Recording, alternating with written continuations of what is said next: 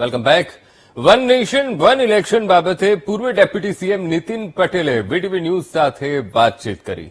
One nation one election પહેલા પણ દેશમાં થયું હતું અને સાથે પણ કહ્યું કે દેશ જ્યારે આઝાદ થયો ત્યારે 3 વખત એક સાથે વિધાનસભા અને લોકસભાની ચૂંટણી યોજાઈ હતી. અમુક કારણોસર ટાઈમ ટેબલ ફરી ગયું અને પછી રાજ્યમાં સમયાંતરે ફેરફાર આવ્યા. વર્ષ 2014થી મોદી સરકાર વન નેશન વન ઇલેક્શન કરવાના મૂડમાં છે ત્યારે કમિટીના રિપોર્ટને મંજૂરી મળી છે અને હવે લોકસભા અને રાજ્યસભામાં ચર્ચા થશે. તો વિપક્ષ ગમે તે કહે પણ આ યોગ્ય છે. જો વન નેશન વન ઇલેક્શન થશે તો કરોડો રૂપિયાની બચત થશે. આચારસંહિતામાંથી છુટકારો મળશે. પહેલા આચારસંહિતાના લીધે વિકાસના કામ અટકી જતા હતા અને હવે એ નહીં અટકે.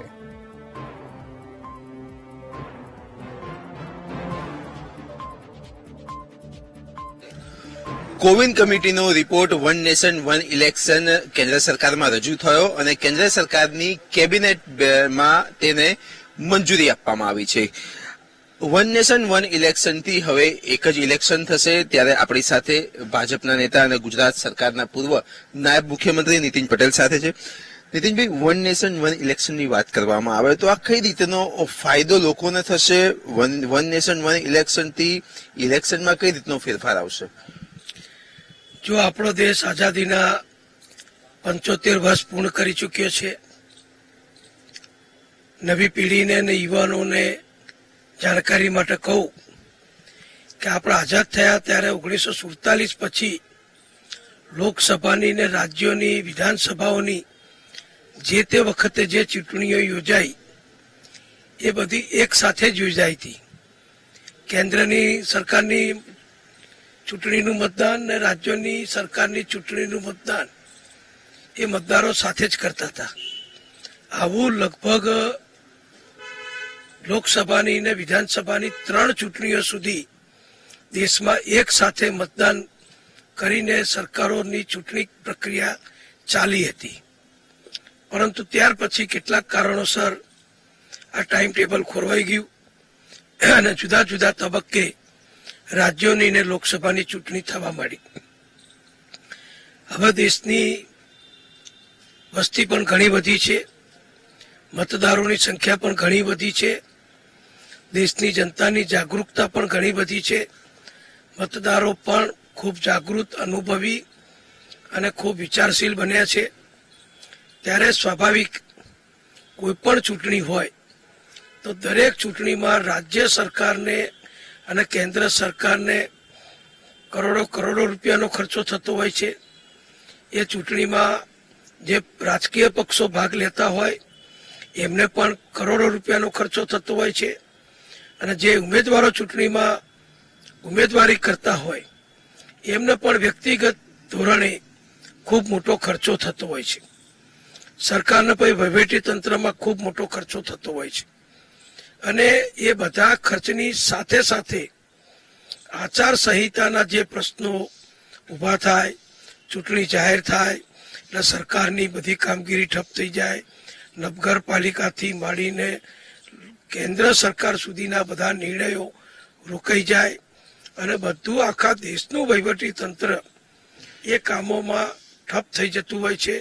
અગત્યના નિર્ણયો, પ્રજાલક્ષી કામગીરી, પ્રજાને ઉપયોગી કામગીરી એ બધી અટકી જતી હોય છે, ખોરંભે પડી જતી હોય છે. આ બધું ન થાય અને દેશમાં એક સાથે જ બધી ચૂંટણી પહેલા જેમ આઝાદી પછી તરત યોજાતી હતી એમ યોજાય એ માટે વડાપ્રધાન નરેન્દ્રભાઈ મોદીજીએ જ્યારે એમની આગલી બીજી ટર્મ હતી કેન્દ્ર સરકારમાં વડાપ્રધાન તરીકે, ત્યારે નિર્ણય જાહેર કર્યો કે આવું આપણે કરવું જોઈએ અને એમના માટે એમણે પૂર્વ રાષ્ટ્રપતિ રામનાથ કોવિંદજીની અધ્યક્ષતામાં એક નિષ્ણાતોની કમિટીની રચના કરી અને આ નિષ્ણાતોની ખૂબ સિનિયર અને અનુભવી એવા વ્યક્તિઓએ દેશની વિવિધ પક્ષોની પદ્ધતિ, જુદી જુદી ચર્ચાઓ કરી, બધાના અભિપ્રાય લીધા અને જે મેં અત્યારે ટીવીમાં જોયું એ પ્રમાણે તો આ કમિટીએ સુપ્રીમ કોર્ટના 3 થી 4 નિવૃત્ત મુખ્ય જજો સાથે પણ સિંગલ નેશન સિંગલ ઇલેક્શનની, વન નેશન વન ઇલેક્શનની ચૂંટણી અંગે ચર્ચા કરી અને ખૂબ છણાવટ પછી ખૂબ દરદાર અભિપ્રાય અહેવાલ એમણે ભારત સરકારમાં રજૂ કર્યો અને ભારત સરકારે એનો અભ્યાસ કર્યા પછી આજે કેન્દ્રની કેબિનેટ જે દિલ્હીમાં મળી હતી મંત્રીમંડળની બેઠક એમાં એ અહેવાલ રજૂ કર્યો અને અહેવાલને સ્વીકારી અને આગળ વધવા ઉપર નિર્ણય કર્યો છે. હવે ભારત સરકાર એને લગતી જે મંજૂરીઓની પ્રક્રિયા છે, કાયદાઓની પ્રક્રિયા છે, એ બધી લોકશાહી પદ્ધતિથી જે કરવા પાત્ર છે એ લોકસભામાં, રાજ્યસભામાં મંજૂરી આપી અને પછી કાયદા બદલવા, જરૂર પડે બંધારણીય સુધારા કરવા તો એ માટે રાજ્યોની પણ સંમતિ લેવી, જે બંધારણમાં જોગવાઈ છે એ પ્રમાણે બધી પ્રક્રિયા હાથ ધરશે. અને આપણને વિશ્વાસ છે કે મોદીજીની આ ત્રીજી ટર્મમાં જ આખા દેશમાં આવનારા સમયમાં એક સાથે બધા જ રાજ્યોની અને કેન્દ્રની ચૂંટણી યોજાય તો એક સાથે યોજાયેલ ચૂંટણી પછી જે પણ પક્ષની જ્યાં પણ સરકાર આવે, જે રાજ્યમાં આવે, એ સરકાર પોતાના રાજ્યનો વિકાસ 5 વર્ષ સુધી બિલકુલ સારી રીતે કોઈ પણ જાતની આચારસંહિતા કે બીજા કોઈ પણ જાતની સમય બગાડ્યા સિવાયની કામગીરીમાં રોકાઈ સિવાય કામ કરશે. અને જે કરોડો અબજો રૂપિયાના અગત્યના નિર્ણયો, પ્રજાલક્ષી નિર્ણયો સરકારોના રોકાઈ જતા હોય છે એ બંધ થશે અને દેશનો વિકાસ, પ્રગતિ ખૂબ ઝડપથી આગળ વધશે. આ નિર્ણય તો યોગ્ય છે, લોકો પણ આ નિર્ણયને અપનાવી રહ્યા છે, સ્વીકારી રહ્યા છે. વિપક્ષ એવું કહે છે કે આ તો પોતાની રીતે લીધેલો નિર્ણય છે, આનાથી કંઈ થવાનું નથી, એવા બધા અનેક આક્ષેપ પ્રતિ આક્ષેપ અત્યારે હાલમાં વિપક્ષ કરી રહ્યું છે. નીતિન પટેલનો વિપક્ષને શું જવાબ રહેશે?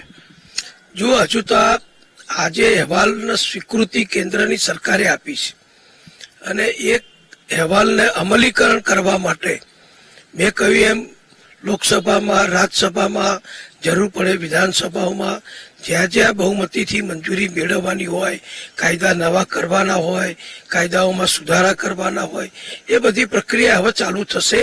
બધા રાજકીય પક્ષો, દેશમાં અનેક રાજકીય પક્ષો છે.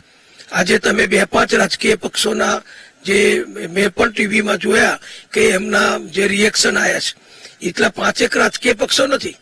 દેશમાં રાજ્ય કક્ષાએ ગણીએ સ્થાનિક જે રાજકીય પક્ષો છે અને કેન્દ્રના દેશના મોટા પક્ષો, રાષ્ટ્રીય પક્ષો જેને આપણે કહીએ, એવા સેંકડો પક્ષો છે.